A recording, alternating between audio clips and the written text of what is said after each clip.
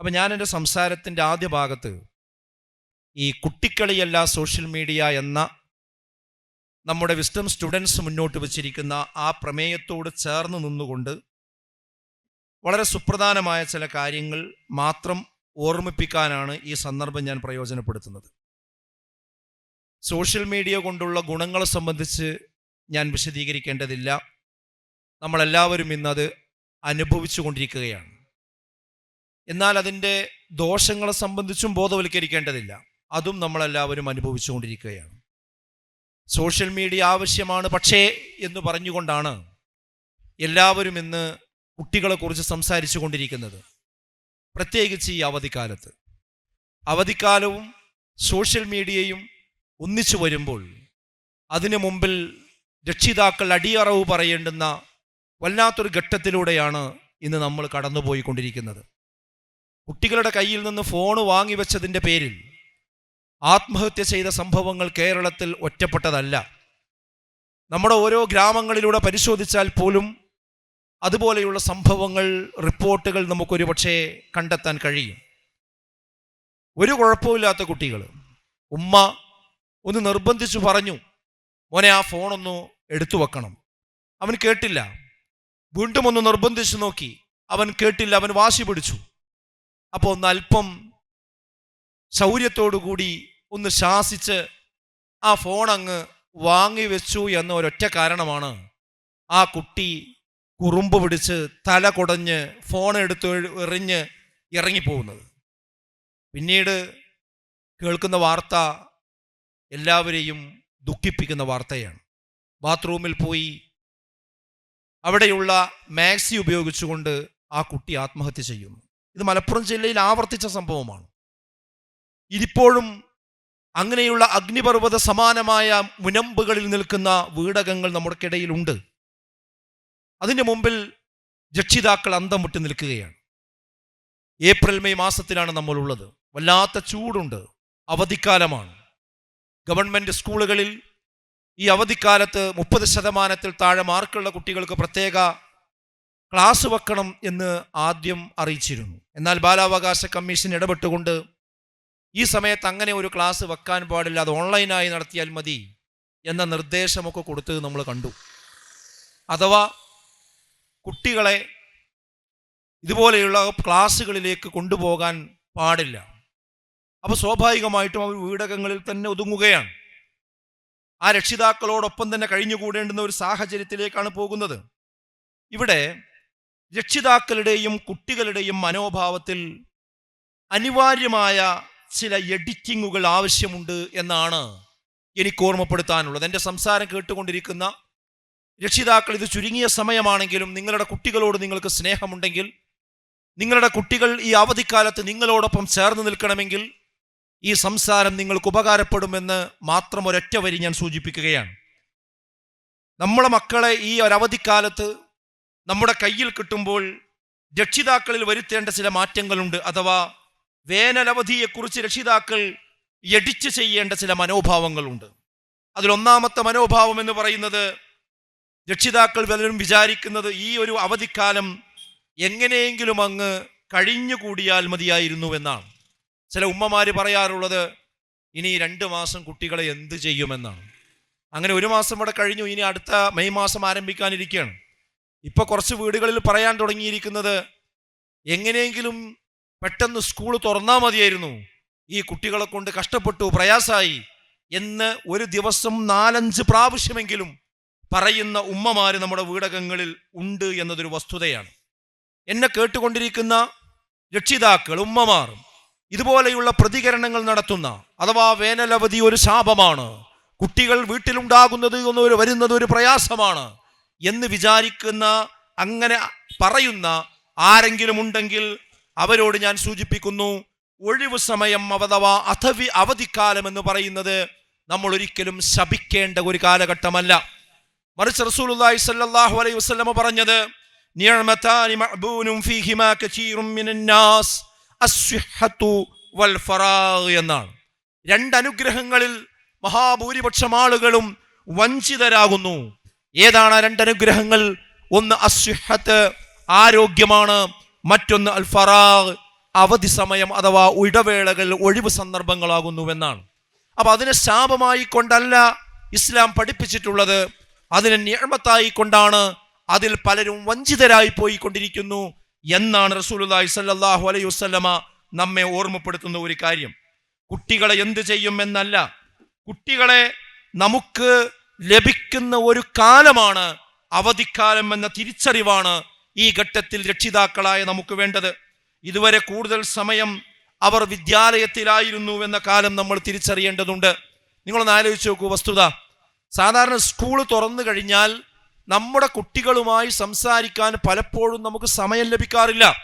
കാരണം അവർ രാവിലെ മദ്രസയിലേക്ക് പോകുന്നു, അത് കഴിഞ്ഞാൽ സ്കൂളിലേക്ക് പോകുന്നു, അത് കഴിഞ്ഞ് തിരിച്ചു വരുമ്പോൾ നമ്മളാണെങ്കിൽ നമ്മുടെ ജോലി കഴിഞ്ഞ് ഓഫീസ് കഴിഞ്ഞ് വീട്ടിലെത്തിയിട്ടുണ്ടാവില്ല. പല രക്ഷിതാക്കളും അവരുടെ മഴീഷത്തിന് വേണ്ടി പോയിട്ട് തിരിച്ച് വീട്ടിലേക്ക് വരുന്നത് 10 മണിക്കും 11 മണിക്കും ചിലപ്പോൾ 12 മണിക്കൊക്കെ ആയിരിക്കും. അപ്പോഴേക്ക് ഈ കുട്ടികൾ ഉറങ്ങിപ്പോയിട്ടുണ്ടാവും. പിന്നെ രാവിലെ രക്ഷിതാക്കൾ എഴുന്നേൽക്കുന്നതിന് മുമ്പ് എന്ന് പറയുന്നത് പോലെ ഒരുപക്ഷെ കുട്ടികൾ മദ്രസയിലേക്ക് പോകും. അപ്പോൾ സ്വാഭാവികമായിട്ടും പല രക്ഷിതാക്കൾക്കും തങ്ങളുടെ കുട്ടികളെ നേർക്ക് നേരെ ഒന്ന് കാണാൻ പോലും കഴിയില്ല. ഞാനൊരു അധ്യാപകനാണ്, ഞങ്ങൾക്ക് അങ്ങനെയുള്ള ഒരുപാട് അനുഭവങ്ങൾ നമ്മുടെ മുമ്പിലുണ്ട്. കുട്ടികളോട് എന്തെങ്കിലും ഫീസ് കൊണ്ടുവരാൻ വേണ്ടി പറഞ്ഞാൽ ചില കുട്ടികളിൽ നിന്ന് അത് കിട്ടാറില്ല. എന്താ മോനെ, എന്താ മോളെ കൊണ്ടുവരാത്തതെന്ന് ചോദിച്ചാൽ അവർ പറയും, എൻ്റെ വാപ്പാനെ ഞാൻ കണ്ടിട്ടില്ല എന്ന് പറയും. ഞാൻ എണീറ്റപ്പോൾ ഇങ്ങനെ വാപ്പ പോയി എന്ന് പറയും. അല്ലെങ്കിൽ ഞാൻ വരുന്ന സമയത്ത് വാപ്പ കിടന്നുറങ്ങിയെന്നൊന്ന് പറയും. രാത്രി ഞാൻ ഉറങ്ങിയിട്ടാണ് വാപ്പ വന്നതെന്ന് പറയും. അപ്പോൾ ചോദിക്കും ഞങ്ങൾ, ഇത് ദിവസം അങ്ങനെയാണോ? ആ ദിവസം അങ്ങനെയാണ്. അപ്പം എന്താ അതിൻ്റെ അർത്ഥം? ആ കുട്ടികൾക്ക് പലപ്പോഴും വാപ്പയെ കിട്ടുന്നില്ല. അതുപോലെ ഉമ്മയുടെ അവസ്ഥയാണെങ്കിലോ, ഉമ്മമാര് പലപ്പോഴും അടുക്കളയിലാണ്, ജോലി തിരക്കുകളിലാണ്. ഈ കുട്ടികൾ എന്തെങ്കിലും ഒരു ആവശ്യം ആ അടുക്കളയിൽ വന്ന് പറഞ്ഞാൽ അപ്പം അവർ തിരക്കിലാണെങ്കിൽ എന്ത് പറയും, ഈ ഇപ്പൊന്നു പോയിക്കാറി. അപ്പം അത് പറയുന്നതോടുകൂടി ആ കുട്ടി എന്ത് ചെയ്യും, അവിടെ പോവും. പിന്നെ ഈ കുട്ടിയെ നമുക്കൊരാവശ്യം ഉണ്ടാകുന്ന സമയത്ത് കുട്ടി തിരക്കിലാവും. കുട്ടി ഒന്നെങ്കിലും കളിയോ വിനോദമോ മറ്റു കാര്യങ്ങളൊക്കെ ആയിട്ട് നടക്കുമ്പോൾ അപ്പോൾ അവിടെ വാ, വായിക്കേ, എഴുതേ, നിസ്കരിക്കേ എന്ന് പറയുമ്പോൾ കുട്ടിനെയും കിട്ടൂല. കുട്ടിനെ കിട്ടുമ്പോൾ ഉമ്മാനെ കിട്ടൂല, ഉമ്മാനെ കിട്ടുമ്പോൾ കുട്ടികളെ കിട്ടൂല. ചുരുക്കി പറഞ്ഞാൽ കുട്ടികളും രക്ഷിതാക്കളും തമ്മിൽ ഒരു ബന്ധമില്ലാത്ത ഒരു സാഹചര്യത്തിലൂടെയാണ് നമ്മൾ കടന്നു പോകുന്നത്. ഇനി ഒരു 10ാം ക്ലാസ് കഴിഞ്ഞാലുള്ള കുട്ടികളുടെ അവസ്ഥ എന്താ? ഇന്ത്യൻ പ്രധാനമന്ത്രിയും കേരള മുഖ്യമന്ത്രിയും എന്നല്ല ഏറ്റവും വലിയ തിരക്കുള്ള ആളുകൾ, മറിച്ച് ഇന്ന് SLC കഴിഞ്ഞ കുട്ടികളാണ്. അതോടുകൂടി കോച്ചിങ് സെന്ററിന്റെ ഒരു ബഹളമാണ്. പിന്നെ അവർ +1 +2 ഒക്കെ ആയി. രാത്രി 10 മണി വരെയാണ് കുട്ടികൾക്ക് ട്യൂഷൻ, അല്ലേ? രാത്രി 10 മണി വരെ ട്യൂഷൻ. പിന്നെ എപ്പോഴാണ് ഈ കുട്ടികൾ രക്ഷിതാക്കളെ കാണുന്നത്? എപ്പോഴാണ് സംസാരിക്കുന്നത്? ഒരു കല്യാണത്തിനോ സൽക്കാരത്തിനോ കുട്ടികൾക്ക് വരാൻ പറ്റുന്നുണ്ടോ? എന്തിനധികം വീട്ടിൽ കുടുംബത്തിൽ ആരെങ്കിലും ഉത്തരവാദപ്പെട്ട ഒരാൾ മരണപ്പെട്ടാൽ പോലും ആ മയ്യത്തിന്റെ ജനാസയിൽ പങ്കെടുക്കാൻ പോലും ചില കുട്ടികൾക്ക് വരാൻ കഴിയാത്ത വിധം അവർ പരീക്ഷയിലും ട്രെയിനിങ്ങിലും കോഴ്സുകളിലും ഇടപെടുന്ന ഒരു സാഹചര്യത്തിലൂടെയാണ് നമ്മൾ കടന്നു പോകുന്നത്. രക്ഷിതാക്കൾ പല കുട്ടികൾക്കും ഇന്ന് ഒരു ATM മെഷീനിന്റെ ഉപകാരം മാത്രമായി മാറിയിരിക്കുന്നു. അഥവാ പണം ആവശ്യമുണ്ടെങ്കിൽ ചോദിക്കുവാനുള്ള ഒരു കേന്ദ്രം മാത്രമാണ് പല കുട്ടികൾക്കും ഇന്ന് രക്ഷിതാക്കൾ. പല രക്ഷിതാക്കൾക്കും കുട്ടികളോട് സംസാരിക്കാൻ തന്നെ ഭയമാണ്, പേടിയാണ്. പല രക്ഷിതാക്കളും അധ്യാപകരോടാണ് പറയാറുള്ളത്, എൻ്റെ കുട്ടിക്ക് ഇന്ന ഒരു പ്രശ്നമുണ്ട്, നിങ്ങൾ അവനോടൊന്ന് പറഞ്ഞു കൊടുക്കണം. അല്ലെങ്കിൽ രക്ഷിതാവ് പള്ളിയിലെ ഉസ്താദിനോട് പോയിട്ടാണ് പറയാ, നിങ്ങൾ എൻ്റെ മകനെ ഒന്ന് ഉപദേശിക്കണം. അഥവാ നേർക്ക് നേരെ സംസാരിക്കാൻ പോലും ഭയമുള്ള ഒരു സാഹചര്യത്തിലൂടെയാണ് ഇന്ന് നമ്മുടെ ഈ കുടുംബങ്ങൾ കടന്നു പോകുന്നത് എന്ന് നമ്മൾ തിരിച്ചറിയേണ്ടതുണ്ട്. ഭക്ഷണത്തിനുള്ള വക ഉണ്ടാക്കിയാൽ മാത്രം പോരാ ഇന്ന് രക്ഷിതാക്കൾ, ഭക്ഷണം കുട്ടികളെ കഴിപ്പിക്കുക കൂടി വേണം. അതിനാണ് വലിയൊരു ബുദ്ധിമുട്ട്. എത്ര ഭക്ഷണം എടുത്തു വെച്ച് വിളമ്പി വെച്ച് വിളിച്ചാലും വരാത്ത ഒരു സാഹചര്യം ഇന്നും ആ കുട്ടികൾക്കുണ്ട്. ആ സമയത്ത് പോലും അവർ മൊബൈൽ ഫോണുകളിൽ, ടാബുകളിൽ, കമ്പ്യൂട്ടറുകളിൽ അഭിരമിച്ചു കൊണ്ടിരിക്കുന്ന അന്തരീക്ഷത്തിലൂടെയാണ് ഇന്ന് നമ്മൾ കടന്നുപോയിക്കൊണ്ടിരിക്കുന്നത്. ചൂടിൽ നിന്നുള്ള സുരക്ഷയ്ക്ക് നാം എന്തെല്ലാം സംവിധാനങ്ങൾ ഇന്ന് ചെയ്യുന്നുണ്ട്.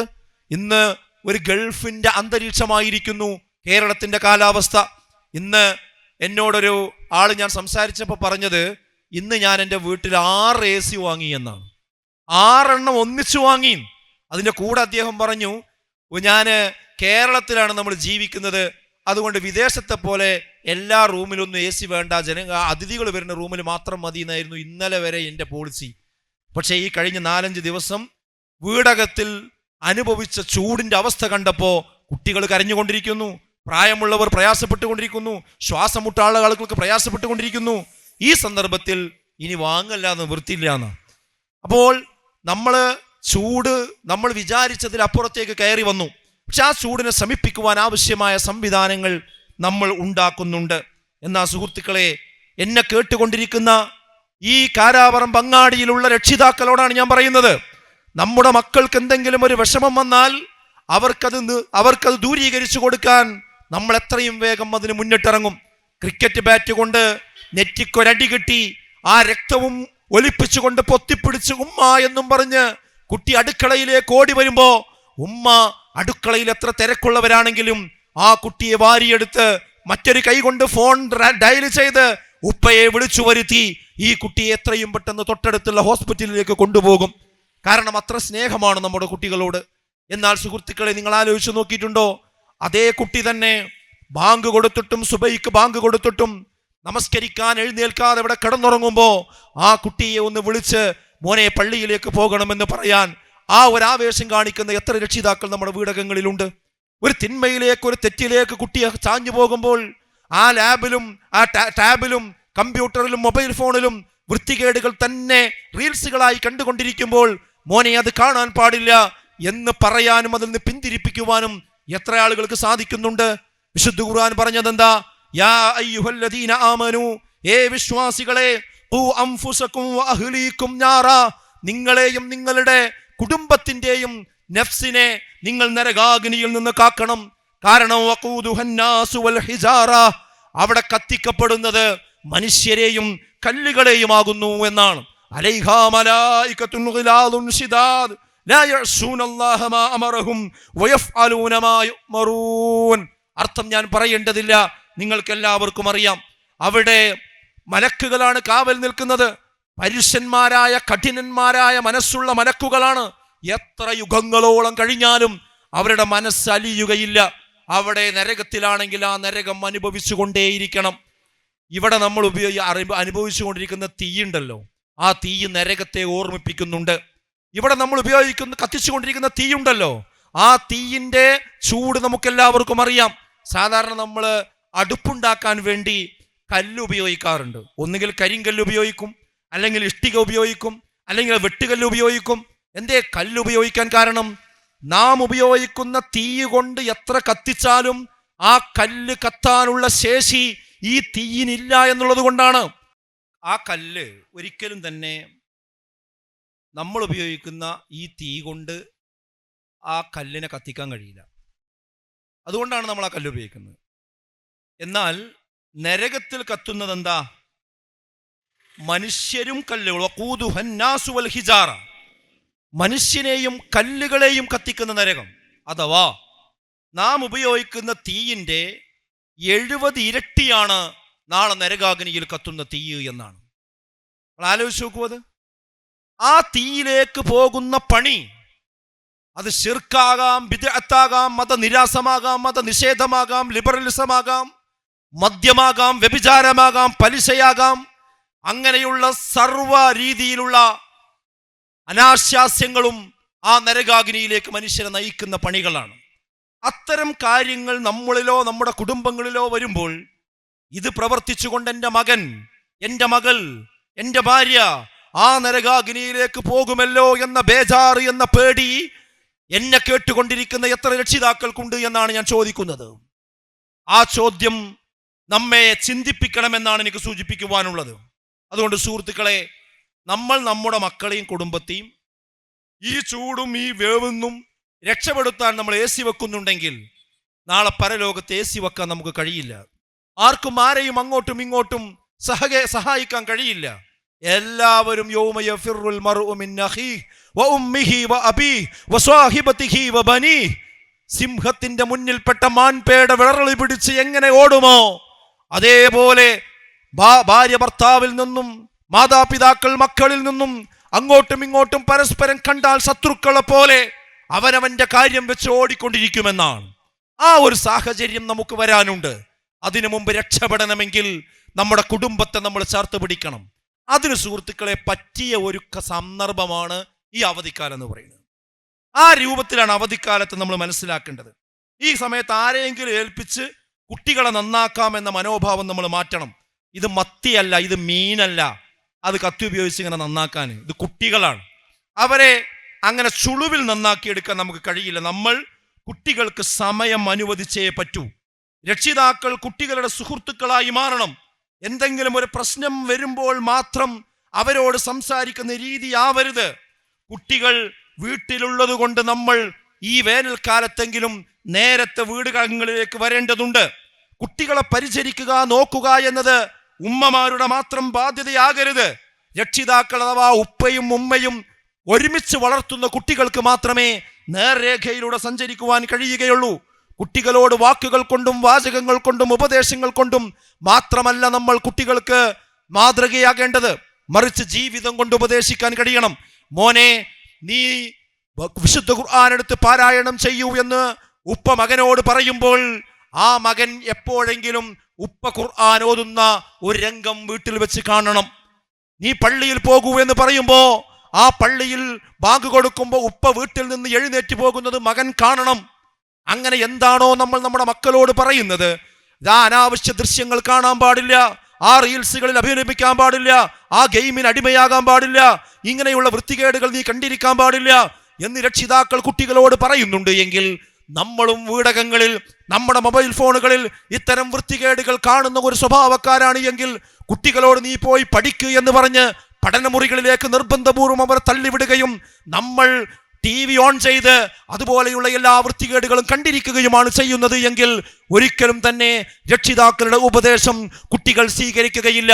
അപ്പൊ നാവ് കൊണ്ട് മാത്രമല്ല, കുട്ടികളെ ജീവിതം കൊണ്ട് ഉപദേശിക്കുവാൻ രക്ഷിതാക്കൾക്ക് സാധിക്കേണ്ടതുണ്ട് എന്നതാണ് ഏറ്റവും വലിയ സമ്മാനം എന്ന് പറയുന്നത്. എന്താ?